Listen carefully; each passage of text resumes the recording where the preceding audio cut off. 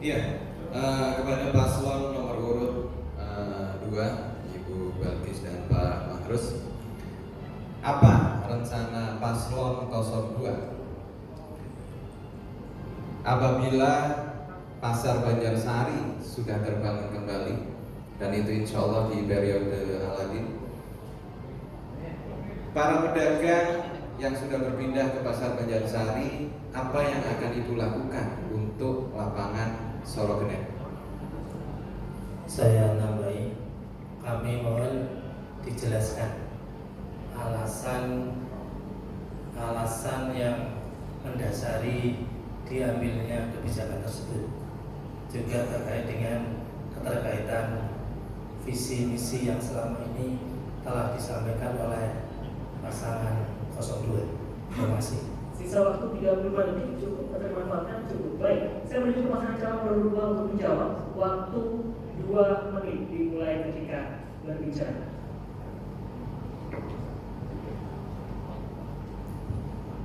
Silakan untuk timer bisa dimulai dari 2 menit dimulai ketika berbicara. Ya, ada dua hal yang ditanyakan. Yang pertama dari Bapak Solahuddin, mengapa kami membuat visi misi membangun kembali Pasar Banjarsari? Bukan. Lapangan Sorogenen. Baik, untuk lapangan Sorogenen, apabila para pedagang pasar di Sorogenen kembali menempati Pasar Banjarsari, maka kami akan mengembalikan kembali Taman Sorogenen ini menjadi ruang terbuka publik bagi masyarakat Kota Pekalongan. Kami akan membangun taman dan ruang terbuka hijau di Taman Sorogenen ini, di mana kalau diibaratkan seperti ada lapangan Mataram, tetapi ini berada di wilayah timur. Pinggir-pinggirnya menjadi untuk wilayah jogging track, dan di tengah-tengahnya menjadi lapangan rumput, sekaligus juga bisa untuk menjadi lapangan sepak bola dan arena bermain anak-anak. Itu harapannya, dan ini juga kami harapkan dengan dibangunnya kembali Pasar Banjarsari akan menyelesaikan dua permasalahan yang ada di Kota Pekalongan, permasalahan di bidang ekonomi dan permasalahan kekurangan ruang terbuka hijau yang ada di Kota Pekalongan. Sisa waktu 30 detik dimanfaatkan, tidak? Ya, terima kasih.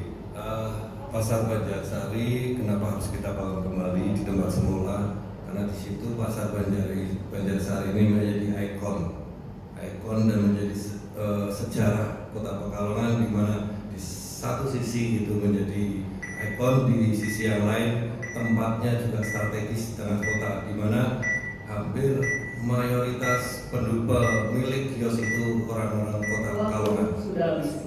Terima kasih untuk jawaban dari pasangan calon nomor 2, dan kembali pasangan calon nomor 1 untuk menanggapi jawaban. Waktu 2 menit dimulai. Terima kasih. Mohon maaf, ini pasangan 02 salah paham atas pertanyaan kami. Jadi yang kami tanyakan adalah pembangunan atau kebijakan terhadap lapangan Sorogenen dan alasannya. Jadi itu yang ingin kita sampaikan.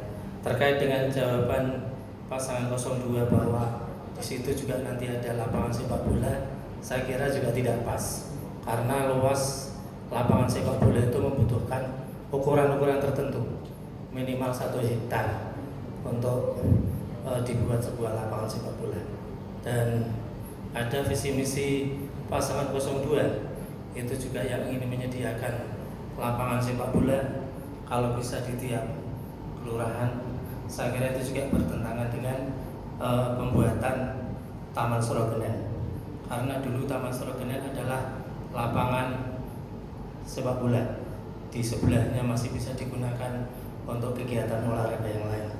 Jadi menurut kami pasangan 01, apabila Allah mengizinkan kami memimpin Kota Pekalongan, kalau masyarakat menghendaki lapangan Sorogenen dikembalikan pada awal dulu, kami sangat mendukung, dan kita akan selalu menyediakan sarana yang lain. Kalau masalah taman di pinggir-pinggir lapangan sepak bola masih bisa disediakan, karena luas lapangan Sorogenen itu lebih dari 1 hektar. Tapi kalau kondisi Taman Sorogenen sekarang itu sudah tidak memungkinkan adanya lapangan sepak bola. Saya kira itu kita ke depan ingin masyarakat Pekalongan mendapatkan fasilitas olahraga sekaligus taman bermain untuk keluarga. Terima kasih. Waktu habis. Baik, saya langsung menuju ke pasangan calon nomor 2 untuk membuat pertanyaan kepada pasangan calon nomor 1. Waktu buat pertanyaan 1 menit 30 detik dimulai 3 berbicara. Ya, terima kasih. Pertanyaan untuk paslon 1. Seperti kita ketahui bahwa Kota Pekalongan saat ini sangat memprihatinkan. Di masa pandemi COVID, luar biasa banyak sekali penderita pandemi COVID di Kota Pekalongan. Pertanyaannya, apabila terjadi peningkatan kasus COVID-19 sehingga rumah sakit yang ada di Kota Pekalongan tidak mampu menampung penderita COVID-19 seperti yang sekarang ini terjadi, kebijakan apa yang akan diambil oleh paslon 1 terkait dengan kondisi ini? Terima kasih. Sisa waktu 52 detik, ada tambahan? Cukup. Baik, saya menuju ke pasangan calon nomor urut 1 untuk memberikan jawaban dengan durasi waktu 2 menit dimulai ketika berbicara.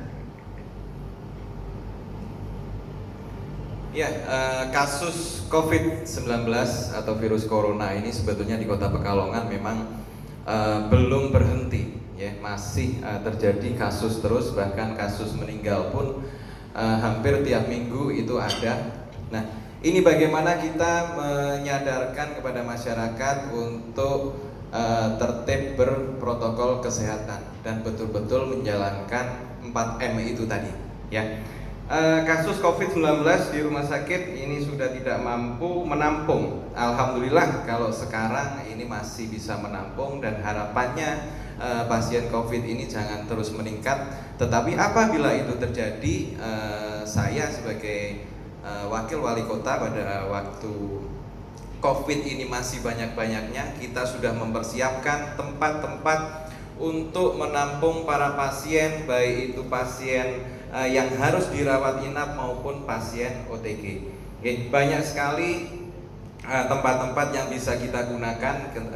Yang pertama itu adalah pusdiklat dari pemerintah Kota Pekalongan yang sekarang masih digunakan untuk pasien OTG, orang tanpa gejala. Nah, itu apabila mendesak itu juga bisa digunakan untuk pasien rawat inap yang harus dirawat. Fasilitas itu harus kita gunakan karena di situ juga menampung bisa menampung banyak sekali pasien, dan kita juga harus bekerja sama dengan swasta. Ada beberapa perusahaan yang memang mempunyai fasilitas pusdiklat, ya, seperti koperasi terbesar di Indonesia itu ada pusdiklat, akan kita kerjasamakan. Kita sudah berdiskusi dengan para pengurus untuk memakai apabila itu dibutuhkan. Oke, terima kasih. Baik, waktu habis. Jawaban sudah diberikan dan saya kembali ke pasangan calon nomor 2 untuk memberikan tanggapan dari jawaban yang diberikan. Waktu memberikan tanggapan 2 menit mulai ketika berbicara. Ya, terima kasih Bapak. Perlu saya luruskan bahwa data COVID di Kota Pekalongan saat ini berjumlah 791 orang dan penderita yang meninggal jumlahnya 53 orang. Pasien rawat inap yang saat ini berada di Rumah Sakit Bendan ada 23, sedangkan daya tampung pasien 23 sehingga rumah sakit tidak bisa menampung lagi.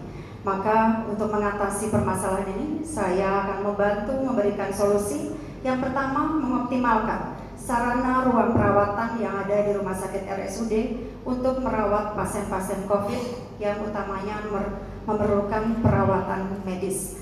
Dan juga perlu mengoptimalkan fungsi puskesmas yang ada di Kota Pekalongan, yaitu dengan memfungsikan puskesmas dengan 24 jam dan menambah puskesmas rawat inap.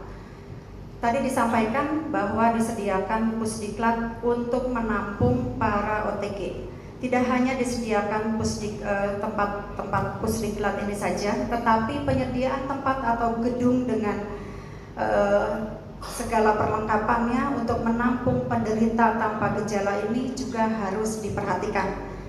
Dan selanjutnya kita juga akan meningkatkan peran masyarakat dengan peran Satgas Jogotongo di tingkat RW untuk memfasilitasi penderita COVID-19 tanpa gejala serta melakukan isolasi mandiri di rumah.